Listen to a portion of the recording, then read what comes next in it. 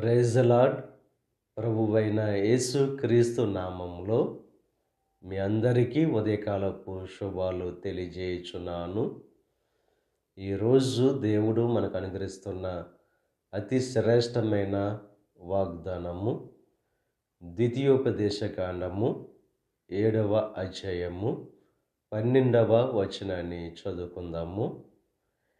నీ దేవుడైన యెహోవా తాను నీ పితరులతో ప్రమాణము చేసిన నిబంధనను నెరవేర్చి నీకు కృప చూపును. మన పితరులతో చేసిన నిబంధన నెరవేర్చి మనకు కృప చూపుతానని చెప్పి దేవుడు వాగ్దానం చేస్తున్నారు. దేవుని యొక్క కృప మనకు తోడుగా ఉంటేనే కానీ ఈ లోకంలో సంతోషంగా, ఆనందంగా, సమృద్ధిగా